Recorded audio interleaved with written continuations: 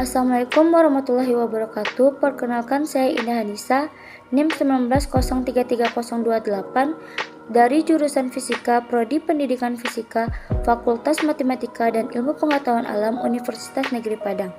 Yang mana video ini saya buat untuk memenuhi tugas akhir mata kuliah pembelajaran fisika berbasis teknologi dan bencana. Adapun materi yang saya sampaikan yaitu listrik statis yang terjadi di kehidupan sehari-hari. Yang pertama, pengertian listrik statis. Listrik statis adalah listrik yang muatannya dalam keadaan diam atau statis. Yang kedua, gejala listrik. Terjadinya listrik statis diakibatkan oleh adanya muatan listrik. Adapun peristiwa listrik statis diantaranya yaitu saat tangan kita menyentuh layar TV yang baru dihidupkan akan terasa tersentuh. Yang kedua, petir yang terjadi saat hujan. Yang ketiga, penggaris yang digosokkan ke kain wol akan dapat mengangkat kertas-kertas kecil. Selanjutnya, jenis-jenis muatan listrik. Muatan listrik terdiri dari dua, yaitu muatan listrik positif dan muatan listrik negatif. Yang mana contoh dari muatan positif yaitu kaca digosokkan ke kain sutra, yang mana elektron-elektron kaca sebagian masuk ke kain sutra.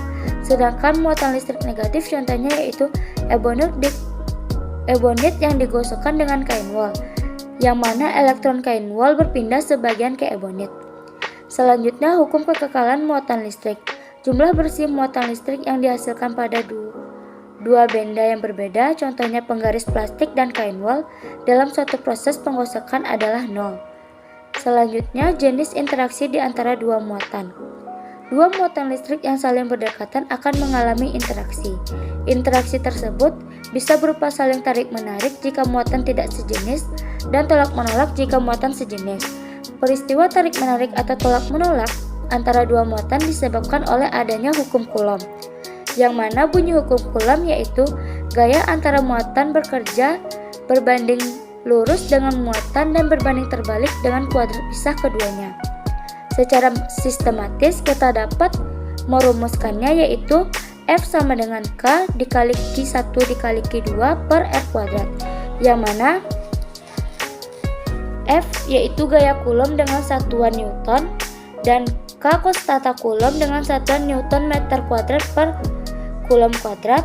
Q2 dan Q1 yaitu muatan listrik dengan satuan Coulomb, dan R kuadrat adalah jarak antara kedua muatan yang dengan satuan meter.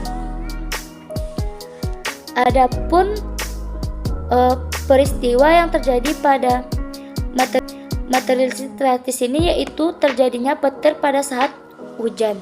Kita dapat melihat pada video berikut. Ketika hujan lebat turun, kita sering mendengar suara dentuman yang sangat besar dan kilatan di langit. Peristiwa tersebut disebut dengan petir atau halilintar. Tapi, tahukah kamu faktanya fenomena petir tersebut ditemukan di kehidupan sehari-hari? Ketika kamu usai menonton TV dan mematikannya dan mencoba menyentuh layar, terkadang kita mendapatkan sensasi kesentrum. Itulah fenomena petir dalam skala yang sangat kecil, yang biasa disebut listrik statis.